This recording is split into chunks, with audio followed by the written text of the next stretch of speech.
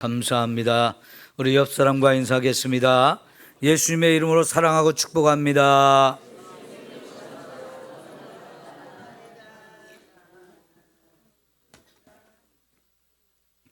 오늘은 제가 질문으로 설교를 시작하려고 합니다.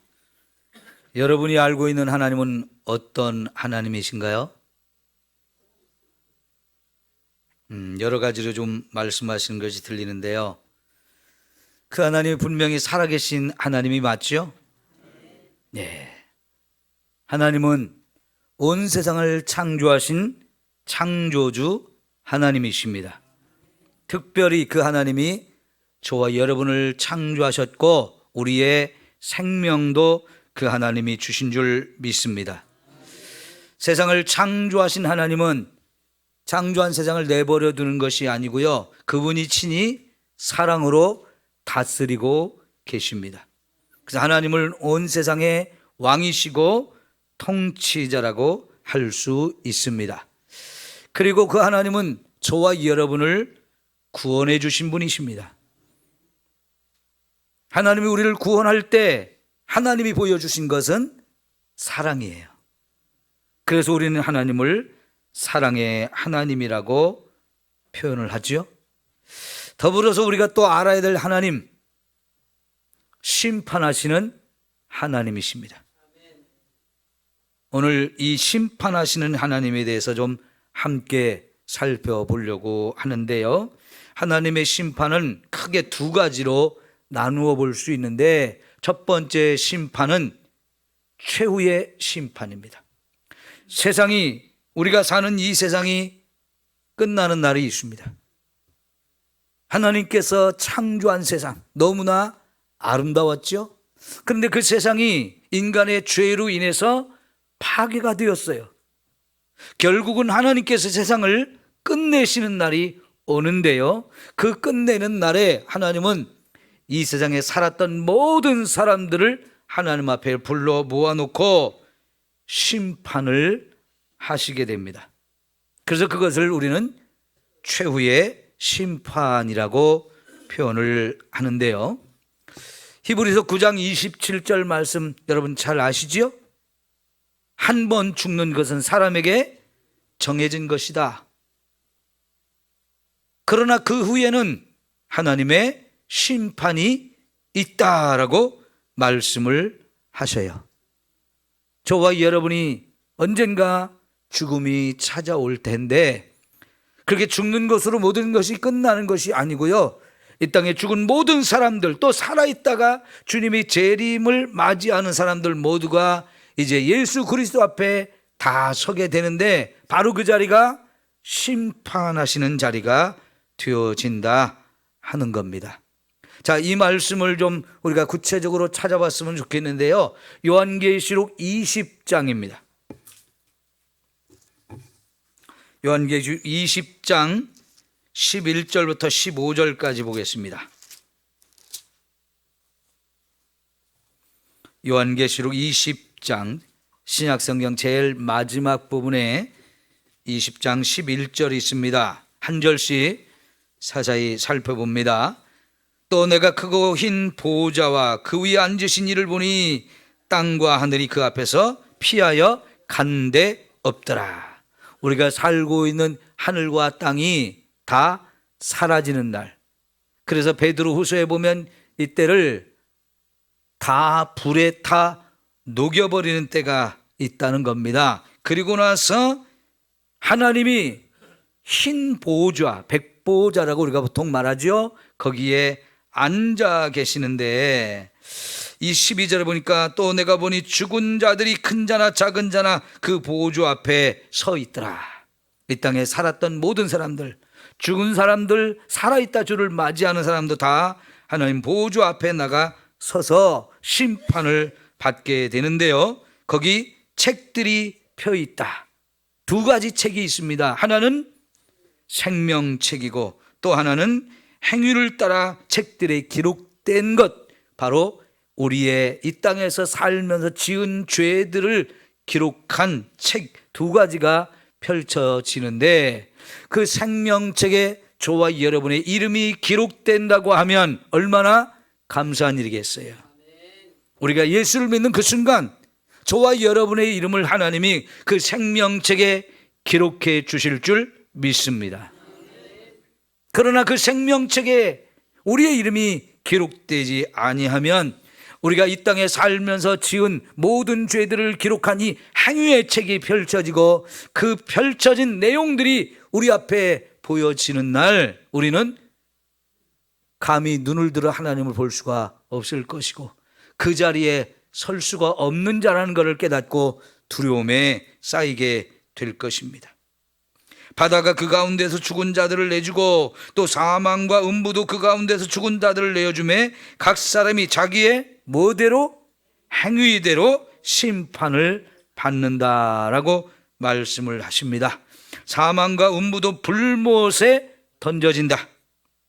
이것은 둘째 사망 곧 불못이라 그랬는데요, 생명책에 이름이 기록되지 않은 사람들은 모두 영원히 꺼지지 않는 불이 있는 불구덩이, 불못에 던져지게 된다는 거예요. 누구든지 생명책에 기록되지 못한 자는 그 불못에 던져진다라고 말씀하잖아요. 이게 바로 하나님이 하실 마지막 최후의 심판의 모습입니다. 너무나 생생하게 기록이 되어 있죠.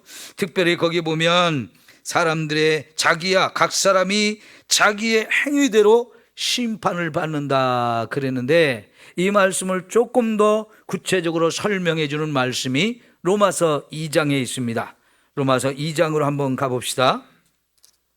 사도행전 바로 다음에 로마서가 있어요. 로마서 2장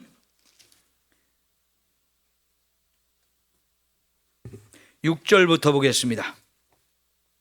6절 7절만 볼게요. 하나님께서 각 사람에게 그 행한 대로 보응을 하시되 참고 선을 행하여 영광과 존귀와 썩지 아니함을 구하는 자에게는 뭐라고요? 영생을 주신다. 어떤 사람에게요? 참고 선을 행하여 영광과 존귀와 썩지 아니함을 구하는 자. 이게 바로 믿음의 사람들이에요. 여기서 선을 행했다는 게 착하게 살았다는 얘기가 아닙니다. 여러분 로마서 3장 24절에 보면 선을 행하는 자는 없나니 하나도 없도다 그랬어요. 우리는 이 땅에 하나님 보시기에 선을 행할 사람이 하나도 없어요. 그러면 여기서 말하는 선을 행했다는 게 뭐냐면 하나님께 영광을 돌리며 존귀한 것을 구하고 썩지 아니하는 걸 구하는 사람, 이 사람이 바로 예수님을 믿는 사람인데요, 이런 사람들에게는 영생을 주신다. 그 다음에 오직 당을 지어 진리를 따르지 아니하고 불의를 따르는 자에게는 진노와 분노로 하실 것이다. 사람들의 행위를 따라서 심판을 하는데 어떤 사람은 선을 행하는 사람, 어떤 사람은 진리를 따르지 않고 불의를 행하는 사람이 있는데 각각 받는 것이 다릅니다. 영생을 얻는 자와 하나님의 무서운 진노를 받는 자가 있다 하는 거지요. 이제 이 마지막 심판에 대한 이야기를 마태복음 25장에서 한 번 더 살펴보겠습니다. 마태복음 25장입니다. 31절부터 나오는 말씀인데요. 마태복음 25장 31절. 인자가 자기 영광으로 모든 천사들과 함께 올 때, 재림의 때죠. 예수님이 반드시 재림합니다. 자기 영광의 보좌에 앉으실 것이다. 예수님은 오시는데 지극히 영광스러운 가운데 오셔서 그 영광스러운 보좌에 앉으시는데 거기는 왕의 자리이고 심판자의 자리입니다. 그러니까 예수님이 오시는 날 심판이 이루어진다는 거지요. 모든 민족을 그 앞에 모으고 각각 구분하기를 목자가 양과 염소를 구분하는 것 같이 하신다는 거예요. 이 땅에 있는 모든 나라, 모든 민족, 모든 백성을 다 예수님 앞에 불러 모아서 그들을 양과 염소로 분류한다는 겁니다. 양은 그 오른편에, 염소는 왼편에 두리라. 자, 그런데 그때 임금이 그 오른편에 있는 자들에게, 양이라고 인정되는 사람들이죠, 이르시되 내 아버지께 뭘 받아요? 복 받는 자들이여. 그러면서 나와서 창세로 어떤 너희를 위하여 예비된 나라를 상속받으라. 세상을 창조하기 전부터 하나님이 예비하신 나라, 그것이 어디입니까? 천국이지요. 그 천국에 들어가게 해 주겠다는 말씀이에요. 그리고 나서 이제 41절, 또 왼편에 있는 자들에게 이르시되 이들은 염소로 인정되는 사람들입니다. 저주를 받은 자들아 그랬어요.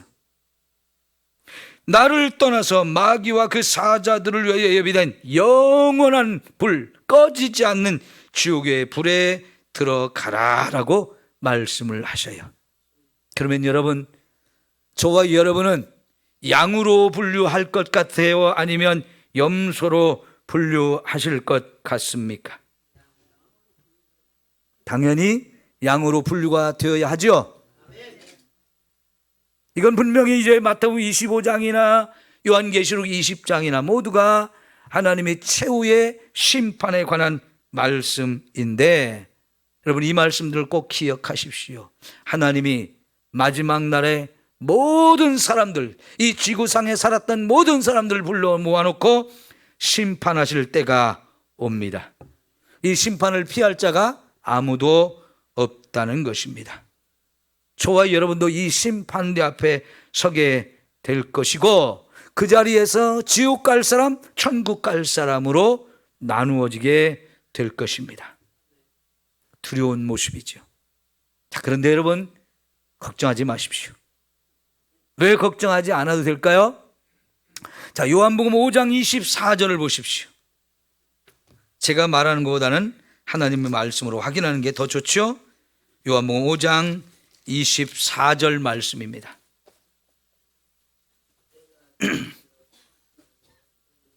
이 말씀은 너무 중요하기 때문에 여러분 꼭 마음에 새기시고 암송하십시오. 자, 시작. 내가 진실로 진실로 너희에게 이르노니 내 말을 듣고 또 나 보내신 이를 믿는 자는 영생을 얻었고 심판에 이르지 아니하나니 사망에서 생명으로 옮겼느니라.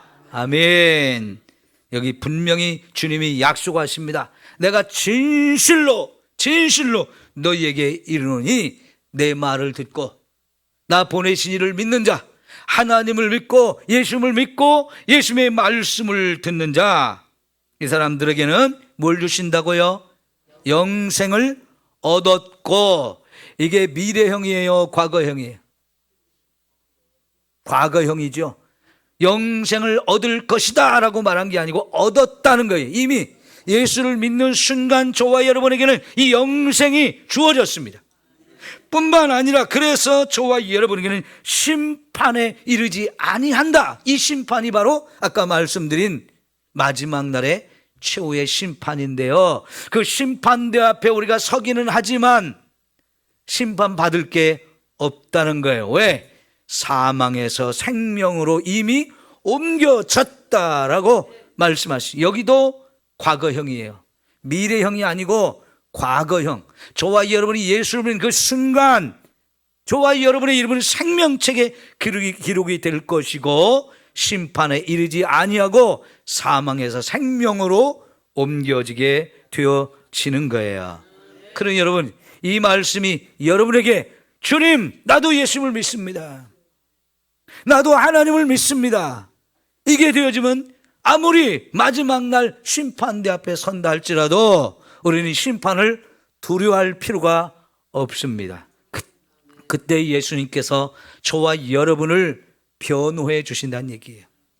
우리도 우리의 삶을 기록한 행위의 책이 펼쳐져서 언제 몇 월 며칠 어디서 무슨 죄를 진 것이 다 기록이 되어졌는데, 그때 이 사람도 지옥에 갈려야 된다고 그런 판결을 내리려고 하는데 예수님께서 우리를 변호해 주시는 거죠. 잠깐만, 내가 그 사람의 죄를 다 짊어지고 그 사람이 받을 형벌들을 십자가에서 다 받으심으로 이 사람의 죄를 내가 다 씻어주고 용서했다고 예수님이 우리를 변호해 주신다는 거예요.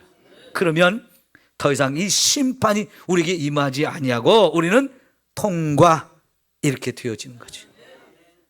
그래서 저와 여러분은 영생의 나라로 이렇게 옮겨지게 되어지는 거지요.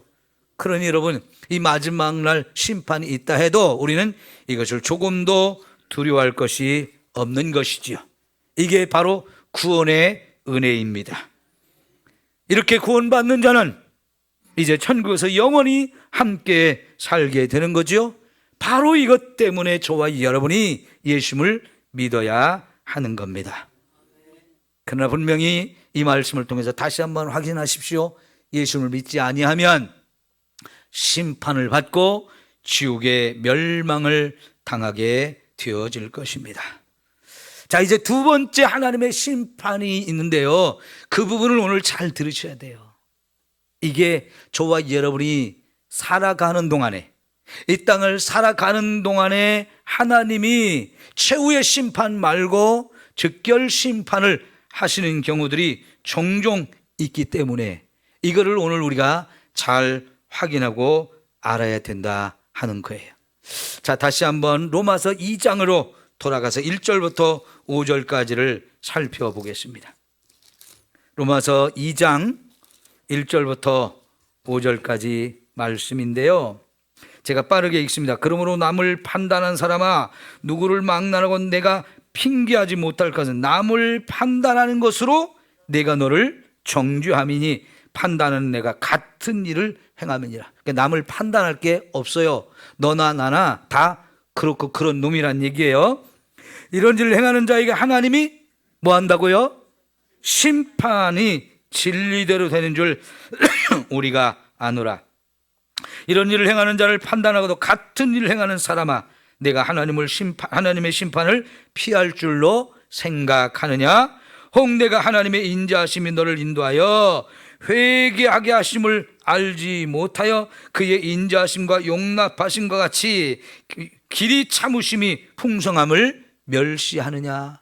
여러분, 하나님 우리가 죄를 짓는 데마다 바로바로 심판하시는 분이 아니고 참고 계신데요. 왜 참으실까요? 저와 여러분이 아우 내가 죄를 졌구나 빨리 깨닫고 돌이켜서 회개하기를 기회를 주시고 기다려 주신다는 거예요. 그런데 어떤 사람은 그걸 무시해요. 하나님이 안 계신 게 확실하다. 내가 이렇게 죄를 졌는데도 하나님이 나를 죽이지 않는 거 보니까 하나님이 안 계신 것 같아. 그러면서 더 열심히 더 용감하게 죄를 짓는 어리석은 사람들이 있어요. 그러면 어떻게 되는지 아십니까? 혹 내가 하나님의 인자하심이 너를 인도하여 회개하게 하심을 알지 못하여 그의 인자하심과 용납하심과 길이 참으심이 풍성함을 멸시하느냐? 다만 내 고집과 회개하지 않은 마음을 따라 진노의 날 곧 하나님의 의로우신 심판이 나타나는 그날에 임할 진노를 내게 쌓는도다 그랬어요. 하나님이요, 심판을 안 하시는 분이 아니고 참고 기다리면서 기회를 주시는데 이걸 무시하고 계속 죄를 짓는 사람, 결국은 진노를 자꾸 쌓는다는 거예요. 진노가 쌓이고 쌓여서 결국 마지막 날에 가장 엄청난 심판을 하게 되어진다는 거지요. 그러니까 여러분, 하나님은 우리가 이 땅에 살아가는 동안에 최후의 심판이 임하기 전에 미리 저와 여러분에게 크고 작은 여러 가지 심판을 하셔요. 왜 그러신다고요? 우리가 회개할 기회를 주시려는 거죠. 너 잘못했어, 그거 안 돼 하시면서 하나님이 자꾸 우리에게 간섭해 주시는 거예요. 여러분, 어린아이를 키울 때 거의 대부분의 부모들이 하는 것이 뭐냐면 뜨거운 거 만지면 안 돼라는 얘기를 합니다. 근데 여러분, 아이들이 뜨거운 게 뭔지 알아요? 그거 만지면 어떻게 되는지 모르잖아요. 말로 해서는 못 알아듣기 때문에 한순간에 아이의 손을 잡아가지고 뜨거운 것을 살짝 대줍니다. 그럼 어떻게 합니까? 놀라가지고 얼른 빼죠. 뜨거운 맛을 보게 한 거죠. 그러면 어떻게 됩니까? 애들이 그럼 벌써 손을 빼죠. 뜨거운 맛을 봤으니까요. 바로 하나님은 그러한 일을 저와 여러분에게 자꾸 행하시는 거예요. 왜? 지금 우리가 가는 길이 잘못된 길이라는 거예요. 우리가 하고 있는 일이 잘못된 일이고 죄의 길이고 망하는 길이니까 그 길로 가면 안 돼 하면서 하나님이 자꾸만 간섭하시고 개입하셔서 크고 작은 여러 가지 일로 우리에게 심판하시고 경고하시는 겁니다. 그러면 우리는 어떻게 해야 돼요? 빨리 깨달아야 되잖아요. 아, 이거는 아니구나. 하나님이 아니라고 막아주시는구나. 더 이상 죄의 길로 가지 말라고, 멸망의 길로 가지 말라고, 나를 살리기 위해서 하나님이 지금 자꾸만 브레이크를 밟아주시면서 안 돼! 하지 마! 이렇게 경고를 하시는 거지요.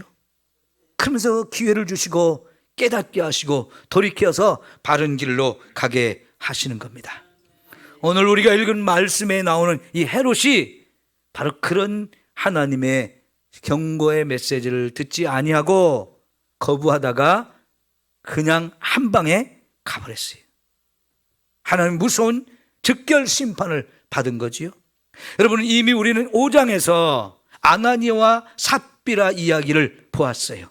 그 아나니아와 삽비라도 결국은 하나님의 즉결 심판을 받아서 그 자리에서 즉사했어요. 그러나 여러분, 어쩌면 그들은 구원은 받았을 거예요.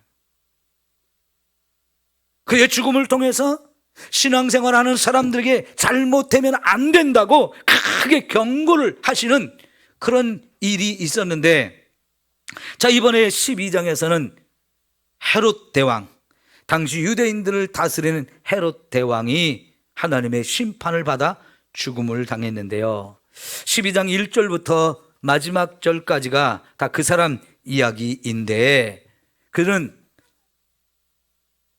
일찍이 로마로 유학을 갔어요. 어린 시절에 로마로 유학을 갔는데 같이 유학 생활을 하는 중에 친구가 있었는데 글라우디오라는 사람이었어요. 그런데 그 글라우디오가 좀 자라가지고 로마의 황제가 됐어요. 같이 공부한 친구가 로마의 황제가 됐으니 이거는 진짜 대박 난 거지요. 그래서요, 이 글라우디오가 황제가 된 다음에 자기 친구로 자란 이 헤롯 아그리빠를 유대의 왕으로 세워졌어요. 친구 잘 만나면 이렇게 됩니다. 왕이 됐는데요, 할아버지 때 다스리던 영토를 다 다스릴 수 있게 됐어요. 자기 아버지 때에는 할아버지 영토가 셋으로 나누어서 이렇게 주었기 때문에 조금씩 다스릴 수밖에 없었지만, 이제 할아버지 때 그 땅을 다 받아가지고 더 큰 권세를 받은 왕이 되었거든요. 그런데요, 이제 어마어마한 권력을 잡았잖아요. 뒤에 든든한 황제도 친구니까 배경이 있잖아요. 못할 것이 없어요. 그래도 유대 지도자들의 마음을 사기 위해서 그가 한 일이 뭐냐면, 그들이 미워하는 기독교인들 박해를 하는 거였어요. 그래서 야고보 사도를 잡아다가 그냥 바로 죽여버렸어요. 재판도 없이, 죄가 뭔지 따지지도 않고 그냥 죽여버렸습니다. 그것을 유대인들이 기뻐하는 걸 보면서, 야, 더 해야 되겠다. 그래서 베드로까지 잡아다 죽이려고 이제 가둬놨죠. 네, 여러분, 하나님이 개입하셔서 그걸 못하게 하셨어요. 안 돼! 하면서 베드로를 감옥에서 끄집어내서 살려주시고 이 헤롯의 행위가 잘못됐다는 걸 깨닫기를 바랐는데, 이 왕은 그거를 깨닫기는 오히려 그 감옥을 지키라고 했던 그 병사들이 잘못해서 이 베드로가 도망가게 됐다고 그들을 죽여버리고 맙니다. 여러분, 이것은 하나님이 개입하셔서 하신 일인데, 그의 지금 잘못된 일을 막으려고 한 일인데 깨닫지 못하고 오히려 더 큰 죄를 범하게 되는 거죠. 죄가 없는 사람들을 마구 죽이는 거예요. 그리고 이제 얼마의 시간이 지난 어느 날 사건이 벌어졌어요. 이 헤롯이 미워하는 사람들이 있었는데, 유대 땅 바로 위쪽에 보면 해변가에 도시들이, 큰 도시국가 두 개가 있는데요, 두로와 시돈이라고 하는 이 도시국가입니다. 구약 성경에부터 등장하는 이곳은 옛날부터 지중해변에서 해상 무역을 잘 해가지고 돈을 많이 번 도시국가들이에요. 굉장히 부유한 도시입니다. 그런데 거기는 곡식이 없어서 이 유대 땅에서 나는 곡식들을 사다 먹었는데 무슨 일인지 모르겠지만은 이 헤롯이 그 나라 사람들을 미워했어요. 그러니까 양식을 사다 먹어야 되는 사람 입장에서는 헤롯의 마음을 좀 잘 녹여야 자기들이 양식을 좀 편하게 사다 먹을 텐데요. 헤롯의 마음속에 두로와 시돈 사람들을 미워하니까 그 두로와 시돈 사람들이 헤롯의 신하 중에 신이 많은 이 사람한테 자꾸 붙어가지고 아부를 하면서 헤롯의 마음을 바꿔주려고 이렇게 노력을 하는데 어느 날 헤롯이 큰 대회를 열었습니다. 백성들을 모으고 거기 앞에서 연설을 하게 되어지는데 성경은 말고 그 당시 상황을 기록한 유대의 유명한 역사가가 있는데요. 요세푸스라는 사람이 있어요. 그 사람이 그때 상황들을 잘 기록한 역사의 기록이 있는데 그때는 이 헤롯의 친구인 로마 황제 글라우디오가 영국을 정벌하고 승리를 했어요. 유럽의 거의 대부분을 로마가 다 정복을 했는데 마지막으로 남은 곳이 영국이었거든요. 근데 그 영국을 이 글라우디오 총대가 직접 출정을 해가지고 정복을 했어요. 그러니까 굉장히 기분이 좋고 그래서 돌아와가지고 개선 행진을 하고 말이에요. 로마 전역에 대단한 축제를 벌였는데 그때 헤롯도 로마 이 글라우디오 총재를 기념하기 위해서 백성들을 모으고 큰 축제를 벌입니다. 근데 여러분 이 가이사랴라고 하는 도시에 가면은 이 헤롯의 할아버지가 아주 대단하게 건축한 의도를 가지고 건축한 도시거든요. 가이사랴라는 말이 바로 로마 황제를 칭하는 단어인데요. 로마 황제를 기념하기 위해서 만들었으니까 정말 잘 만든 곳이에요. 특별히 거기에 가면 원형 경기장이 아주 크게 잘 만들어졌는데 지금도 그대로 보존이 되어 있고요. 그 옆에 또 큰 야외 경기장이 있는데 여기가 여러분 배너라고 하는 영화를 보면 최고 장면이 뭡니까? 마차 경기하는 거잖아요. 그 마차 경기 찍은 곳이 지금 그 가이사랴에 있는 그 경기장이거든요. 지금도 거기에 있어요. 바닷가에 참 잘 만들어진 대단하게 만드는데 둘 중에 하나에서 백성들을 모아놓고 연설을 하게 된 거예요. 그런데 이 연설을 하기 위해서 거기 딱 등장할 때 정말 화려한 옷을 딱 갖춰 입고 딱 등장을 한 거예요. 근데 그게 은빛이 나는 그런 의상을 왕복을 다 입고 등장하니까 햇빛이 쫙 비치니까 그게 얼마나 반짝반짝하면서 막 화려하게 빛났겠죠. 그리고 또 연설을 좀 잘했습니다. 그런데 그걸 기회로 해서 두로와 시돈 사람들이 거기 모인 사람들을 선동해가지고 막 박수를 치게 하면서 이거는 사람의 말이 아니고 신의 말이다 막 이렇게 막 환호를 했어요. 그러니까 왕을 막 띄워준 거죠. 그러니까 어떻게 됩니까? 자아도취에 취해가지고 아 맞아 내가 신이지 이런 생각을 갖게 된 거예요. 자기가 신적인 존재인 것으로 생각했어요. 왜냐하면 그 당시 로마 황제를 비롯해서 여러 나라 왕들은 자기를 신격화시켜서 백성들한테 경배를 받기를 원했거든요. 그런 분위기에 따라 자기도 이제 그런 반열에 이미 올랐고 충분히 그 대접을 받아도 된다고 생각하면서 막 자아도취에 빠져 있는 거예요. 그런데 여러분 오늘 이 상황을 말씀에서는 오늘 사도행전에서는 뭐라고 이야기를 합니까? 자, 사도행전 12장 23절 헤롯이 영광을 하나님께 돌리지 아니함으로 어떻게 했다는 거예요? 주의 사자가 곧 친히 벌레에게 먹혀 죽으니라 그랬어요. 이거는요 지금 헤롯이 막 그렇게 영광을 받을 때에 그때부터 이제 이게 해석이에요. 누가의 해석? 하나님의 해석입니다. 이 영광은 누구한테 돌려야 되느냐? 하나님께 돌려야 할 영광인데 자기가 이 영광을 받아서 하나님의 영광을 스스로 취하는 자가 되었다는 거예요. 그래서 이런 헤롯을 하나님이 그냥 두지 아니하시고 치셨다는 거예요. 하나님이 치셨다는 거예요. 그래서 어떻게 죽었느냐? 연설을 막 하고 막 영광을 막 사람들이 막 환호하는 그 소리를 들으면서 혼자 신이 된 것처럼 취해 있는데 갑자기 배가 아팠어요. 갑자기 막 너무 배가 아픈 거예요. 그래서 배를 끌어안고 쓰러져 가지고요, 왕궁으로 빨리 데리고 갔는데 계속 이게 낫지 않아서 시름시름 앓다가 며칠 만에 그냥 딱 죽었어요. 갑자기 죽은 거예요. 그런데 오늘 말씀에는 그거는 하나님이 헤롯을 치신 거란 거예요. 그의 몸속에 벌레를 집어넣어서 그 벌레에 먹혀 죽였다는 거죠.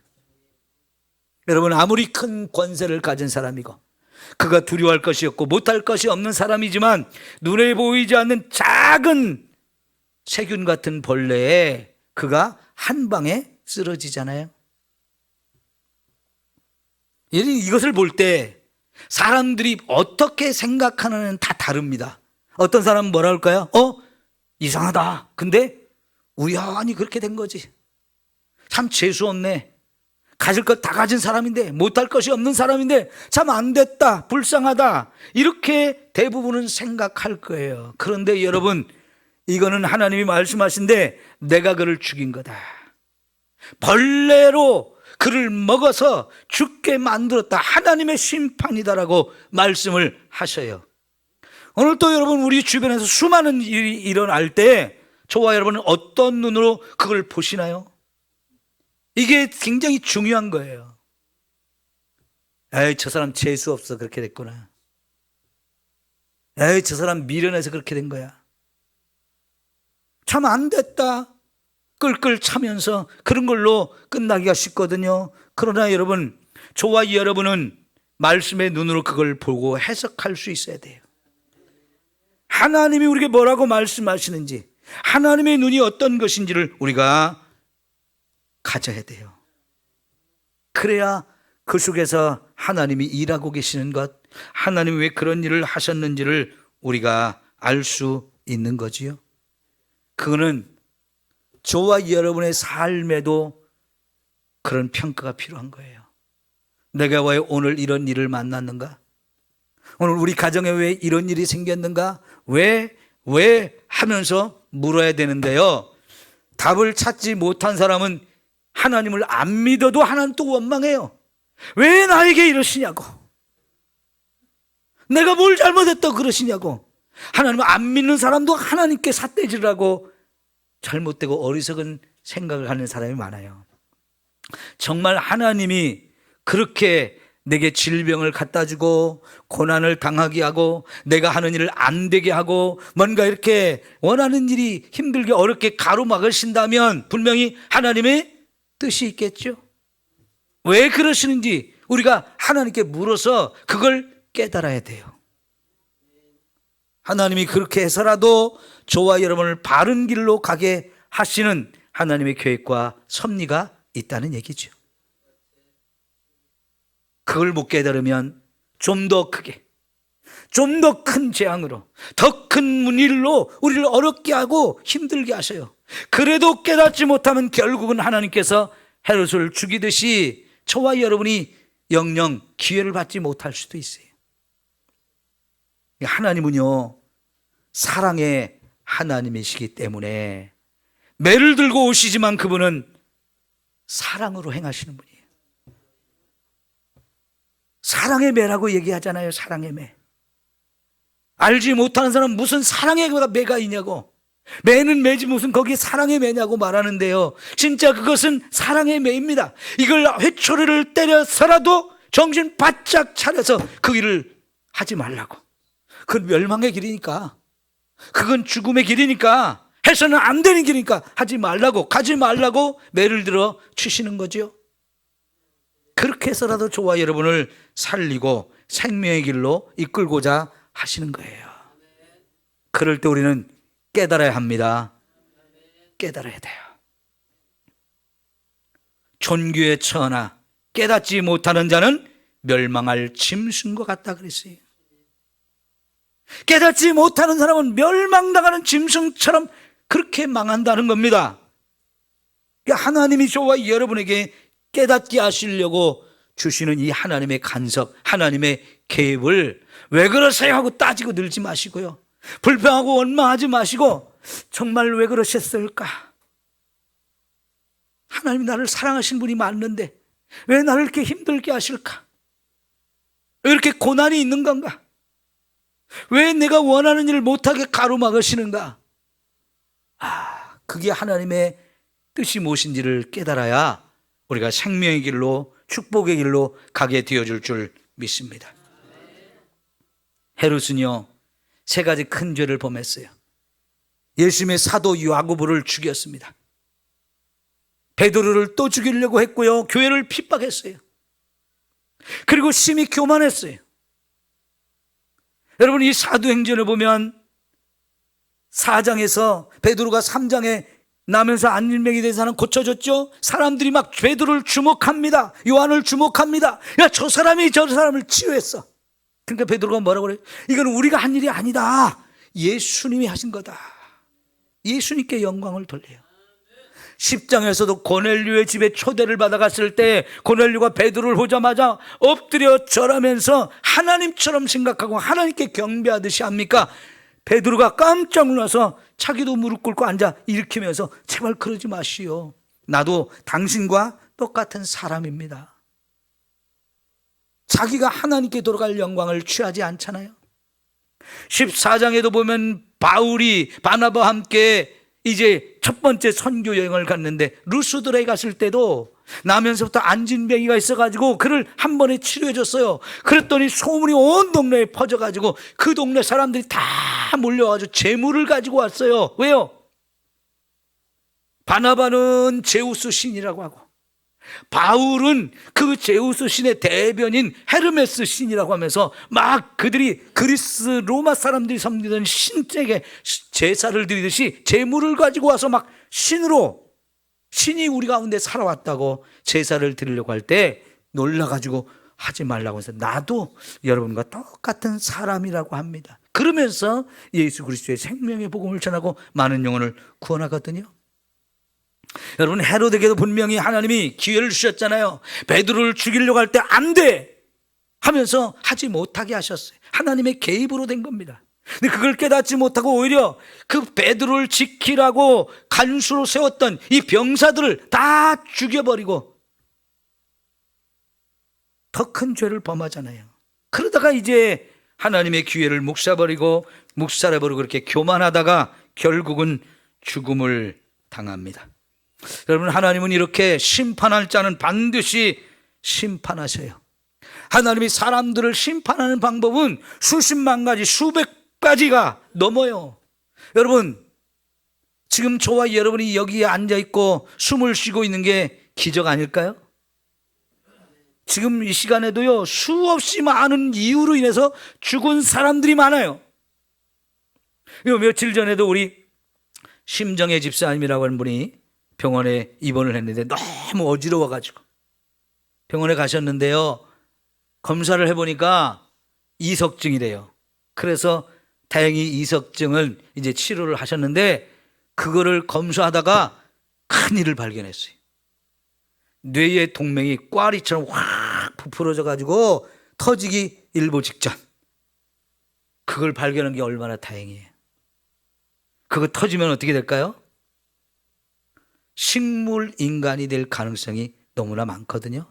이런 걸 뇌동맥류라고 하는데요, 뇌동맥류가 막 꽈리처럼 부풀어가 터지면 뇌출혈이 심각하게 일어납니다. 여러분, 저와 여러분에게 그런 일이 없는 걸 감사하십시오. 그 하나의 예예요. 하나의 예. 이거 말고도 저와 여러분이 죽을 일들은 엄청 많아요. 하나님이 심판하시려고 하면 그 수많은 방법 중에 하나만 해도 우리는 여기 지금 못 살아 있을 건데, 지금 여기 있는 건 하나님의 기적 아닐까요? 하나님은 엄청난 은혜이고 사랑입니다. 그렇다면 여러분, 하나님이 내게 이렇게 살게 하는 기회를 주셨을 때 심판받을 짓을 하지 말아야 돼요. 내가 이렇게 살아있는 거 보니까 내가 그래도 심판받을 짓 안 했나 보다 착각하지 마세요. 내가 제대로 살았나 보다 착각하지 마시고 하나님이 지금 기다리고 있어요. 참고 기회를 주시고 계세요. 그래도 깨닫지 못하면 안 되겠는데 하시면 큰일 나요. 이것 봐라, 하지마 하시는데도 깨닫지 못하고, 아니 조금만 더 갈게요. 아직도 제가 마음이 배가 고프거든요. 제가 아직도 갖고 싶은 게 많고 하고 싶은 게 얼마나 많은데요. 좀 봐주세요. 언제까지 봐주실까요?